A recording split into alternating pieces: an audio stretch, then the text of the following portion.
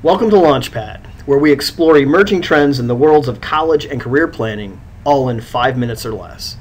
I'm Andrew Potter, the Vice President for Education at Envision, one of the nation's leading educational organizations dedicated to the college and career success of every student. Today we want to talk about the PSAT.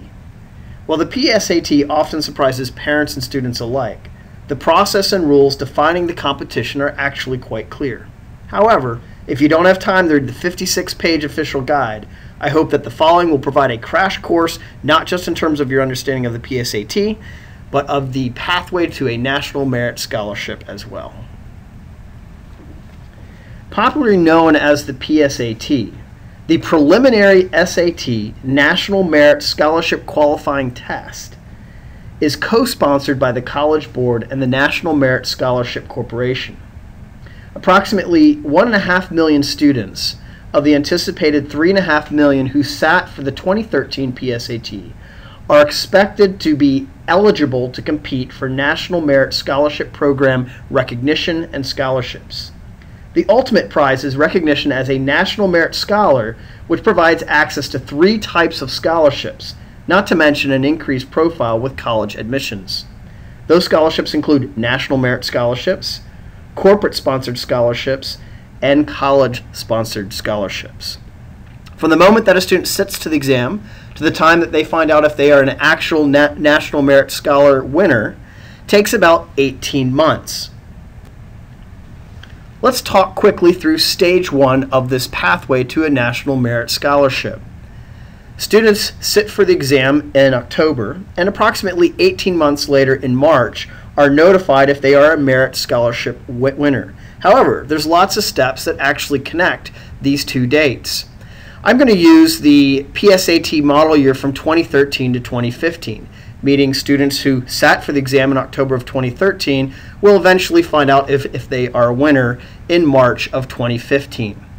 So as you see from the slide here, in October of 2013, roughly of about the 3.5 million test takers, only about 1.5 million were identified as eligible participants. Approximately 6 to 7 months later, the top 50,000 scorers of that 1.5 million are identified, and think of it as an initial background check is conducted with those schools to make sure that the student is legitimate. A few months later, the field of 50,000 is narrowed down to the top 16,000 students, which are now selected and officially confirmed as semi-finalists in the competition. So it takes almost a year to get from a test taker to a semi-finalist in the competition. Shortly following the selection of the top 16,000, the remaining students are notified and receive letters of commendation.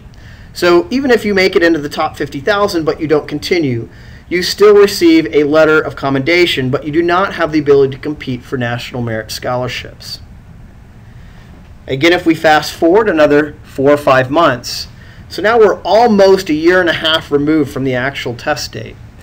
In February, the 15,000 semifinalists are now identified from that original pool of 16,000 that actually meet all of the requirements and are pushed forward to a finalist status. So there's generally a small number of semifinalists who don't actually make it to the finalist stage, but it's amongst that pool of 15,000 that we select approximately about half, depending upon the year, for an actual National Merit Scholarship. And those winners are announced every March. So again, this represents the essential 18-month pathway from actually sitting down and taking exam all the way to actually being nominated as a National Merit Scholarship winner. To learn more about the PSAT, visit the College Board test portal at www.collegeboard.com and search PSAT. Thank you for spending time with us today at the Launchpad. You can find additional college and career planning resources and learn more about Envision at www.envisionexperience.com. Thank you.